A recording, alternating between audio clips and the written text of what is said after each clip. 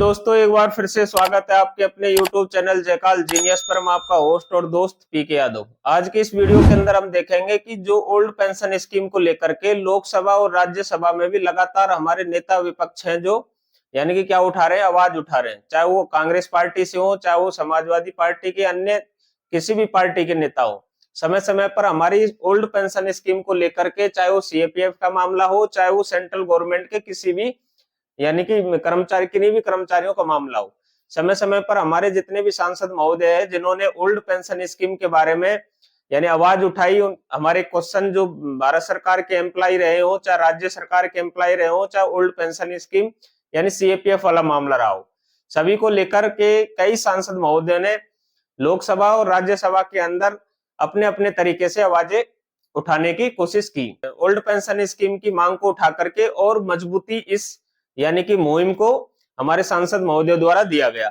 इसी प्रकार से अगर हम इसी क्रम में अगर हम देखें तो एक सांसद है दीपेंद्र सिंह हुड्डा जी, जिन्होंने लोकसभा के अंदर एक क्वेश्चन पूछा। वो एक क्या है कि टोटल 4 क्वेश्चन पूछे। कितने क्वेश्चन पूछे उन्होंने लोकसभा के अंदर, यानी ओल्ड पेंशन स्कीम को लेकर के 4 क्वेश्चन पूछे। ठीक है, तो आज इसके बारे में हम चर्चा करेंगे। देखते हैं कि उन्होंने क्या पूछा।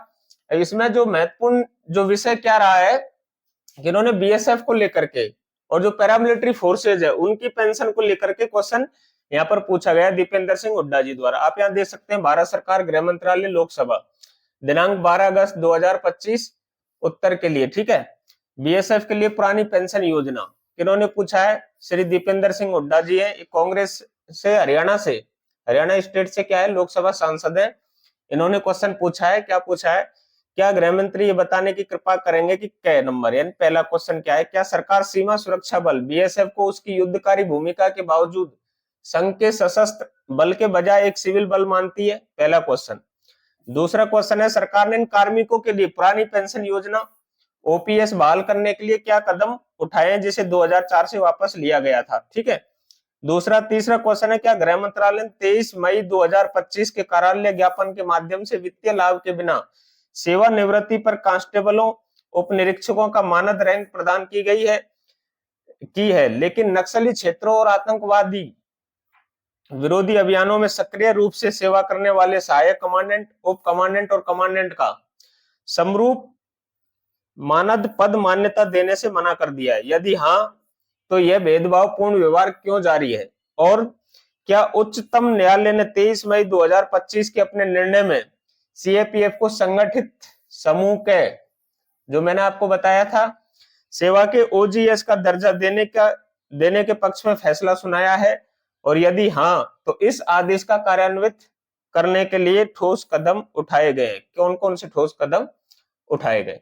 कहने का मतलब, यानी इन्होंने सीएपीएफ के ओल्ड पेंशन स्कीम को लेकर के और जो गजेस्टेड अधिकारियों की जो ओजीएस की जो मांग थी कि हमें ओजीएस समूह के में शामिल किया जाए, दोनों क्वेश्चन इसके अंदर उठाए गए।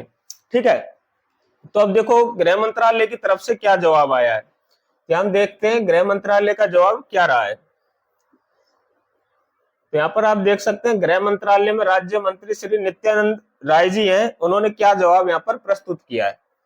तो देखो, जो कै क्वेश्चन था उसका जवाब दिया है, सीमा सुरक्षा बल बीएसएफ भारत की सीमाओं की सुरक्षा सुनिश्चित करने वाले केंद्रीय सशस्त्र पुलिस बलों में से एक है। इन्होंने सीएपीएफ माना है। ठीक है। ख का आंसर है कि वर्तमान में उक्त मामला विचाराधीन है और भारत के माननीय उच्चतम न्यायालय के समक्ष निर्णय हेतु लंबित है। जो गए क्वेश्चन जो उन्होंने पूछा था, सरकार ने बल में लंबी प्रशंसनीय सेवा करने के बाद सेवानिवृत्त होने वाले अधिकारी पद से नीचे सिपाही से लेकर के उप निरीक्षक तक के कार्मिकों में आत्मसम्मान एवं गर्व की भावना तथा मनोबल को बढ़ाने हेतु सेवानिवृत्ति के अंतिम दिन उन्हें एक पद ऊपर मानक पद बिना किसी वित्तीय या पेंशन लाभ के प्रदान किया है।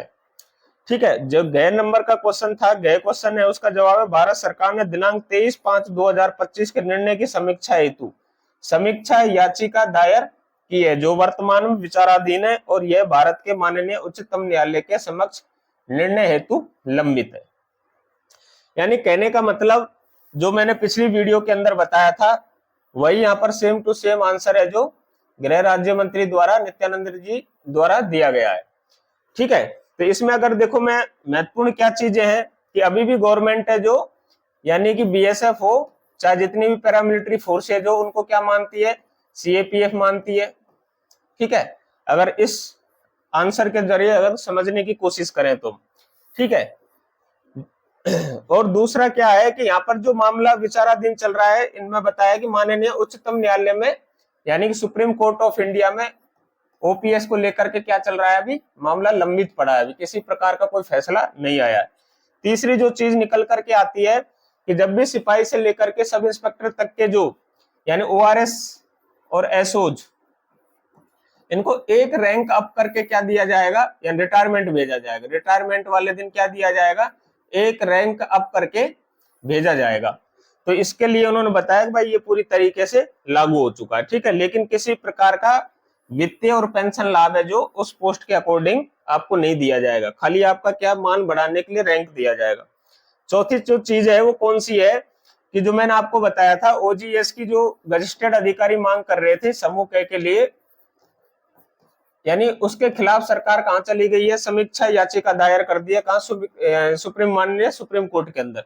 वैसे सुप्रीम कोर्ट से हमारे जो गजेटेड अधिकारी हैं सीएपीएफ वाले वो यानी कि केस जीत चुके थे, लेकिन इसके खिलाफ में समीक्षा याचिका भारत सरकार द्वारा दायर कर दी गई। यह स्पष्टीकरण दिया गया है इनके द्वारा, गृह राज्य मंत्री श्री नित्यानंद राय जी द्वारा। ठीक है, अगर मैं बात करूं यहाँ पर कि लोकसभा के अंदर कई महत्वपूर्ण सांसदों, जैसे मैं चंद्रशेखर आजाद की बात करूं, यहाँ पे समाजवादी पार्टी से धर्मेंद्र यादव की बात करूं, या फिर दीपेंद्र हुड्डा जी जो कांग्रेस से हैं, और भी समय समय पर कई सांसदों ने यानी कि ओल्ड पेंशन स्कीम सीएपीएफ को लेकर के, ओल्ड पेंशन स्कीम भारत सरकार के कर्मचारियों को लेकर के, ओल्ड पेंशन स्कीम राज्य सरकार के कर्मचारियों को लेकर के समय समय पर आवाज उठाई गई, और हमारी यानी कर्मचारी वर्ग के जितनी आवाज है उसको बुलंद करने की कोशिश इन सांसदों द्वारा समय समय पर की गई है। जितने भी सांसद महोदय जिन्होंने ओल्ड पेंशन स्कीम की मुहिम को या मांग को बराबर मनोबल उनका कर्मचारियों को बढ़ाने की जो उन्होंने कवायद शुरू की है लोकसभा के अंदर, राज्यसभा के अंदर, उन सभी सांसदों को, सरकारी कर्मचारियों को कभी भी नहीं भूलना चाहिए। उनको याद रखा जाना चाहिए कि इन लोगों ने, इन सांसदों ने हमारी ओल्ड पेंशन स्कीम, हमारी मांगों को लेकर के संसद के अंदर आवाजें उठाई। ठीक है, सरकारी कर्मचारियों के हकों की मांगों को लेकर के जो बुलंद आवाज के साथ में इन सांसद महोदय द्वारा सरकारी कर्मचारियों की आवाज को एक बल देने की जो कोशिश की गई है, वो एक सराहनीय कदम इन सांसद महोदय द्वारा किया गया है। ठीक है, आखिर में आप लोगों से मैं इतना ही कहना चाहूंगा कि यदि आप लोगों को हमारे द्वारा दी गई जानकारी अच्छी लगती है तो हमारे चैनल को सब्सक्राइब, हमारे वीडियो को लाइक और वीडियो को अधिक से अधिक शेयर करना बिल्कुल ना भूलें। और ये वीडियो आप लोगों को कैसी लगी, इस वीडियो पर आप अपनी राय रखने के लिए कमेंट बॉक्स में कमेंट करना बिल्कुल ना भूलें। इन्हीं शब्दों के साथ मैं इस वीडियो को करता हूं यही समाप्त। जय हिंद, जय भारत।